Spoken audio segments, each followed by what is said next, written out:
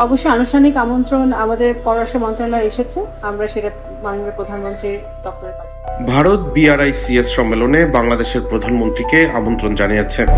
অনেকেই বলছেন এটি শুধু একটি আমন্ত্রণ নয়, বরং দুই দেশের সম্পর্কে নতুন অধ্যায়ের ইঙ্গিতও হতে পারে।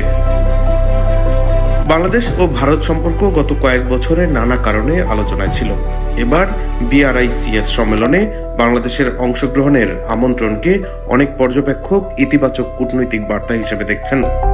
যদিও এখনো কোনো চূড়ান্ত সিদ্ধান্ত বা চুক্তির ঘোষণা আসেনি, তবু এই সফরকে ঘিরে কয়েকটি সম্ভাব্য বিষয় নিয়ে আলোচনা চলছে।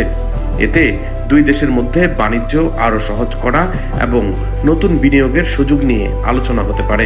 এছাড়াও গত কয়েক দশক ধরে বাংলাদেশ ভারত সম্পর্কের অন্যতম আলোচিত বিষয় তিস্তা নদীর পানি বন্টন। অনেকের নজর থাকবে এবার এই ইস্যুতে নতুন কোনো অগ্রগতি হয় কিনা।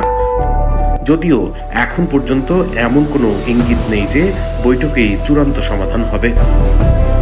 সীমান্তে নিরাপত্তা, চোরাচালান ও অবৈধ অনুপ্রবেশ ঠেকাতে নতুন সমন্বয়ের বিষয়টি আলোচনায় আসতে পারে।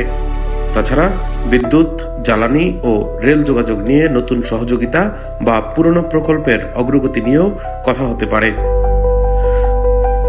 তবে এই আমন্ত্রণ বাংলাদেশের জন্য ঠিক কতটা সুফল বয়ে আনবে তা বোঝা যাবে সম্মেলনে অংশগ্রহণ এবং সেখানে হওয়া আলোচনার পর। এখনই কোনো চূড়ান্ত ফলাফল বলা সম্ভব নয়।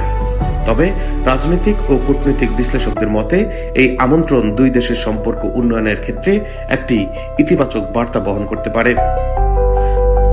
যদি আলোচনার মাধ্যমে বাণিজ্য, বিনিয়োগ, পানি বন্টন, জ্বালানি ও আঞ্চলিক সহযোগিতার মতো গুরুত্বপূর্ণ বিষয়গুলোতে অগ্রগতি হয়, তাহলে তা বাংলাদেশের জন্য নতুন সুযোগ তৈরি করতে পারে।